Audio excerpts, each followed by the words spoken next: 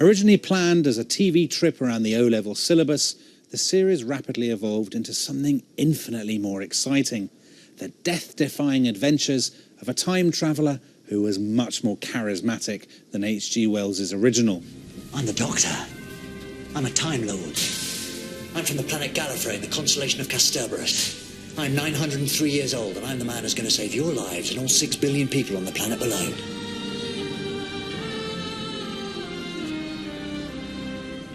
You got a problem with that? No. In that case, Halsey? What reeled me in was the idea of this hero who wasn't a Superman. You know, he wasn't a kind of jock. He wasn't the strongest man in the room. He was slightly anarchic. He was just cleverer than everyone else, and yet he wore that genius rather lightly and rather anarchically. And I think that's part of what makes him so appealing. That he's not an authority figure at all, and yet he has authority over everyone because of his intellect, because of his brilliance. I could summon the Armada and take this world by force. Well, yeah, you could, yeah. You could do that, of course you could. But why?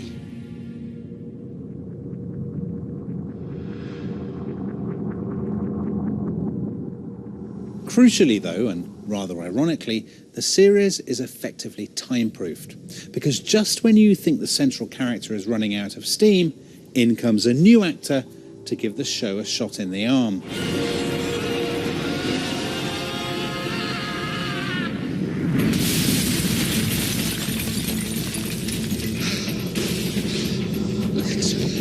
I've still got legs. Good. And so it is that everybody has his or her own Doctor. Mine, I suppose, is good old Peter Davison. I did see some Tom Baker episodes, but quite honestly, I found him much scarier than the monsters. Excuse me. The Doctors among themselves are actually quite different.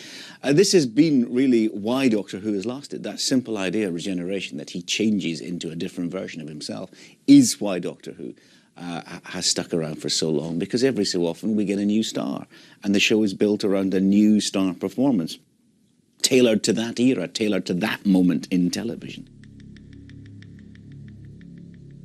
And although the Doctor's altered his appearance over the years, one thing has remained defiantly, gloriously unchanged. Ever since its first appearance in a black and white scrapyard in 1963, the TARDIS has been the most thrilling time machine in all science fiction. The name, by the way, stands for time and relative dimension in space. And when that blue box appears on your screen, you just know you're in for a treat.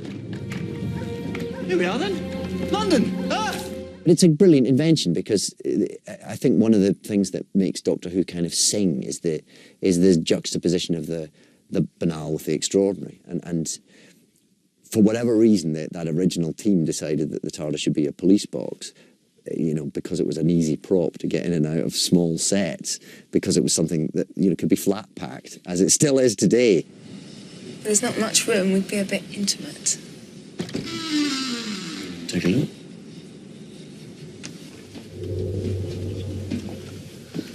We've got used to the idea that the TARDIS is bigger on the inside, but it is still the most wonderful, magical idea that inside this smallish, shabby blue box is this technological wonder.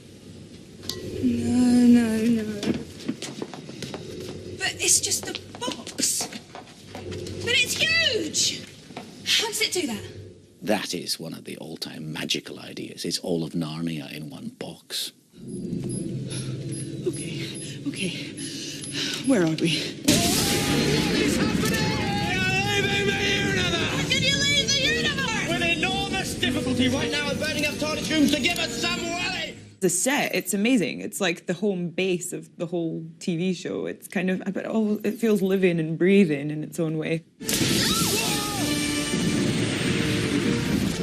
And also, TARDIS acting is the best when you have to pretend that it's going through the time vortex and you throw yourself around. It's like, we would do that, and I was like, I can't believe this is my job.